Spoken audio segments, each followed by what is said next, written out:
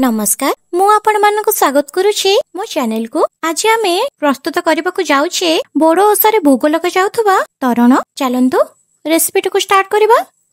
ता पई मु एठी नेछि किछि खंड नड़िया, किछि गोलमरीच, काजू, किसमिस और आलमंड, गोटे बड़ चमच भलिया अदार छेचा, नड़िया कोरा, दुईटी बड़ बड़ तेज पत्र, 2 कप सिझा क्षीर, गोलमरीच गुंड और किछि गुजराती गुंड, आवश्यक अनुसारे लूण, स्वाद अनुसारे गुड़। आपण माने चाहिले एठी चीनी रो मध्ये यूज करि परिबे। गोटे छोटो बाउल रे मापिकी चाउल को नेछि और पानी देई ताको बतुरै नेछि।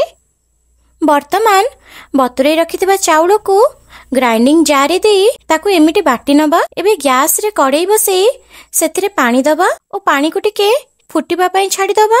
पानी टिके गरम हवा परे सेथिरे दबा तेज पत्र और गोटा गोलमरीच, अदा छेचा को दबा, खंड नड़िया, नड़िया कोरा को दबा, 2टी गुजराती को दबा और अल्प टिके गोलमरीच गुंड को दबा। ताको टिके चले नहीं वर्तमान स्वाद अनुसारे लूण दे दबा और सब को भलरे गोले नहीं फुटिबा पई छाड़ दबा। देखंतु एहा भी टिके फुटी आसलानी।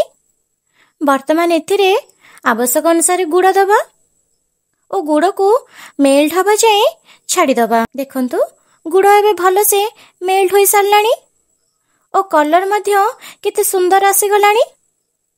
वर्तमान ग्राइंडिंग करी रखिथिबा चाउलर बट्टा को दे दबा। चाउलर बट्टा को धीरे धीरे करी देबे और या को गोले चलीबा। फ्लेम को लो रे रखिबे नाइ तो यह लागी जिवो। वर्तमान मु एठी सिझा क्षीर को दउछि और भलरे धीरे धीरे करिकी घांटी नउछि। देखंतु तरणटीर कलर केते सुंदर आसी गलानी। वर्तमान गोलमरीच और गुजराती रो गुंड को देई गोले नबा। देखंतु तरण एबे रेडी। मु एठी शेषरे फ्राई करी रखिथिबा ड्राई फ्रूट्स को देई दउछि।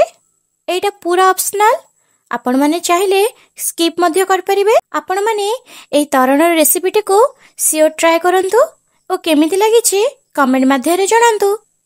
एई भलिया नुआ नुआ रेसिपी सब को जानबा पई मो चैनल को सब्सक्राइब करनेबे। रहउछि नमस्कार।